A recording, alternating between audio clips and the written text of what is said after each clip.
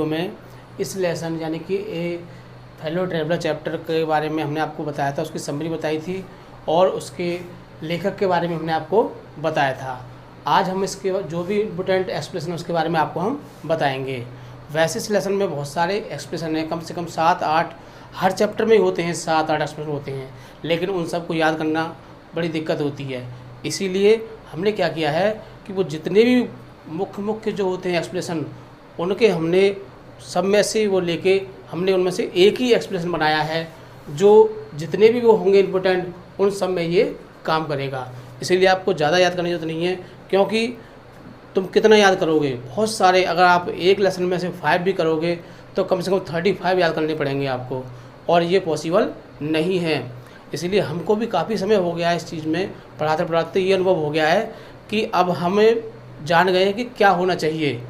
तो इस चीज़ को जानने के लिए हमने जितने भी एक्सप्रेशन हैं उन सब में से हमने इसमें एक ही एक्सप्रेशन बनाया है, और जिसको आप लर्न कर लोगे तो आपके सारे जितने भी एक्सप्रेशन इसमें सब कंट्रोल हो जाएंगे।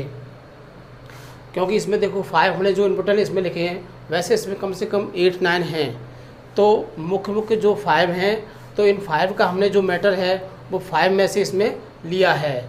इसके आधार पर ये आपके इसमें से 5 कंट्रोल हो जाएंगे और इनके द्वारा आप इसको सॉल्व कर सकते हो। इसमें आपको पार्टिकुलर किसी एक को याद नहीं करना है, ये सब के लिए यही एक काम करेगा। तो हम चलते हैं, इसके बारे में आपको बताते हैं। ये है आपका सेकंड चैप्टर है ए फेलो ट्रैवलर, और इसके राइटर हैं आपके एजी गार्डनर।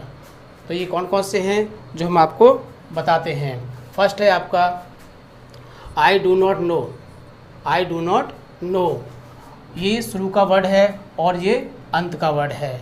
पूरे इस पर लिखे नहीं जा सकते, इसीलिए हमने शुरू का वर्ड और उसके पैसेज के अंत का वर्ड ले लिया है। आई डू नॉट नो, मैं नहीं जानता हूँ। आई वाज एलोन, मैं अकेला था। देयर इज़ ए प्लीजेंट, बहुत ही अच्छा सुहावना। यू लाइक, तुम पसंद करते हो, तुम चाहते हो। आई एज्यूम, मैं मानता हूँ। मी माने मुझे। तो इनके बीच में ये पूरा पैसेज होता है, कम से कम 6-7 लाइन होती हैं। तो हमने ये शुरू का वर्ड लिया है और ये अंत का वर्ड। तो ये आपका फर्स्ट, सेकंड, थर्ड, फोर्थ में है मैग्नेटिज्म, इसमें उदारता होती है। आई डू इट, मैं इसे कर सकता हूँ। आई ऑब्लिगेशन होता है, इसका कर्तव्य। अगेन, तो ये हमने 5 लिए हैं और 5 के लिए हमने एक ही सेलेक्ट किया है। एक का मतलब क्या है कि इन 5 में जो मुख्य बातें हैं वो हमने कॉन्टेक्स्ट और एक्सप्रेशन में उसको रखा है। रेफरेंस तो सेम होता है। तो देखो चलते हैं, पहले हम आपको रेफरेंस बताएंगे, उसके बाद कॉन्टेक्स्ट और उसके बाद फिर एक्सप्रेशन। तो पहले चलते हैं हम इस पर रेफरेंस पर। These lines have been taken from the lesson, ये पंक्तियाँ आपकी ली गई हैं ए फेलो ट्रैवलर नामक पाठ से ली गई हैं। रिटन बाय एजी गार्डनर, और जिन्हें एजी गार्डनर ने लिखा है। ये है आपका रेफरेंस।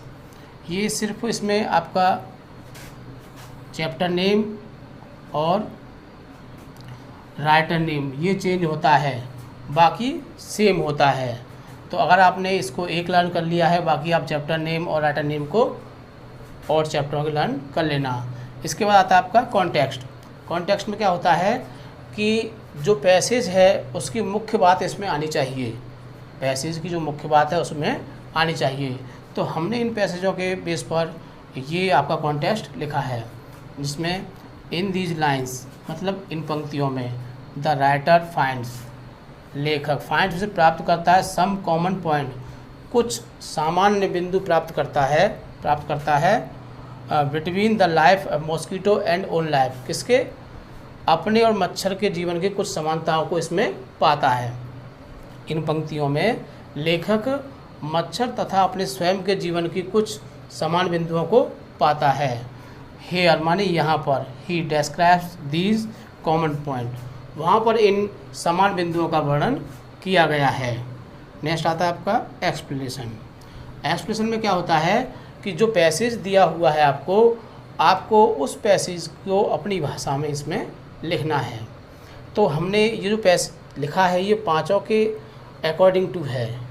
जैसे द ऑथर सेज, लेखक कहता है, डैट ही इज़ ऑब्लाइज्ड, वह एहसान मानता है, टू मॉस्किटो, किसका, मच्छर का एहसान मानता है, and the mosquito also should feel his obligation, और मच्छर को भी उस मनुष्य का एहसान मानना चाहिए, लेखक का एहसान मानना चाहिए, बिकॉज क्योंकि both of them are mortal, दोनों ही कैसे हैं, दोनों ही नाशवान हैं।